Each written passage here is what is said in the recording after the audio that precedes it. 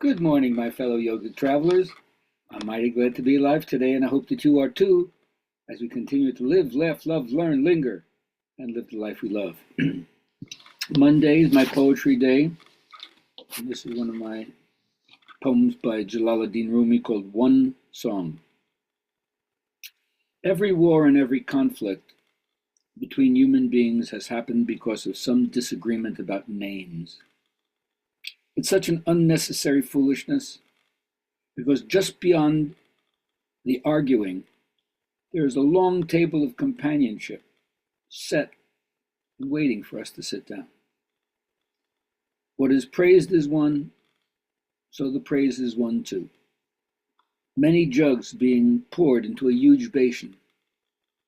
All religions, all this singing, one song. The differences are just illusion and vanity. Sunlight looks a little different on this wall than it does on that wall, and a lot different on this other one, but it's still one light. We have borrowed these clothes, these time-space personalities from a light, and when we praise, we are pouring them back in. All right, so for my journal question, friends who like to write this, who want to elevate the conversation and talk to me about it, these are the kind of things I wrestle with. I hope that they're helpful for you. Even though we only have 5 or 10 minutes here together to share, I think of this as a temporary initiatory village, like you're going on retreat to reinforce something or learn something or let go of something or share something. So after this video, what would you like to take back from this? Peace, calm, clarity, focus. And how's this going to show up in your behavior?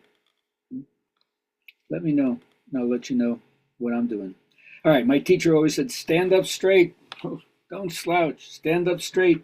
Otherwise, your brain won't float, right? It's bathed in these different liquids, and if your head is tilted, it's not floating correctly, right? So find your center there. And when you do that, what yoga has taught me is to find the tenacity that can even find a modicum of comfort amidst discomfort and tolerates the pain that can't be avoided. So that's why yoga is not just for enjoyment, it's for freedom or emancipation. Now, stories to me are the shards of the past, like archaeological digs, and whatever's left behind is ours for the making and mending of the world. It's called tikkun olam in the Jewish tradition, the healing and reparation of the broken heart of the world. And of course, one way is to revision what the elder is, the wise one within us, the ancient of days, whose eyes may grow dim as they get older, but they see farther. My elders taught me to seize the moment and live it to the fullest. My elders taught me that laughter is the greatest stress buster that there is. And my elders challenged me to say, where don't you show up with your brilliance? Why don't you bring your brilliance in the world? In what situations with who do you shut yourself down? So I've learned from my elders how to carry the heated emotions, how to keep other people's head cool, how to bring peace, how to get people to agree. Because the elders have survived the fires in their own life, and they're no longer interested in shooting other people with fire. So we all are facing a battle of ideas where young people don't feel like they're welcome and accepted. Old people don't feel like they're remembered or respected. And that's how culture falls apart. But it's held together with what I call radical imagination. Get to the root of the stuff. And so,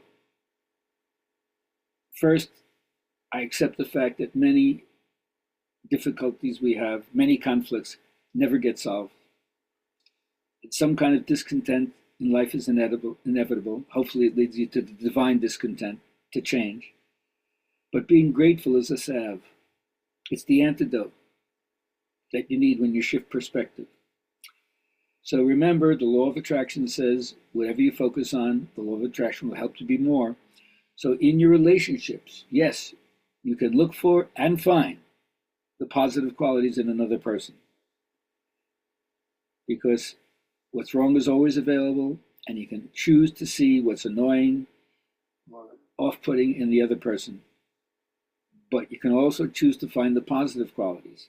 It's a strong and valuable counterbalance to seeing the person in a broader way, not such a narrow bandwidth. And then you can celebrate and have some rejoicing in each day in the positive qualities. So remember, all of us have a hidden power which in a twinkle of an eye can solve problems, smooth out difficulties, as if it's a magic healing balm for your bruised and broken heart. And this is no imaginary abstraction I'm talking about, but it's actually the most practical thing that there is, which is the primal power of your own being, and it's everybody's birthright. I hope that you enjoy it, utilize it, and don't let anybody stop you from dancing, singing, and celebrating the miracle of life. Have a great day.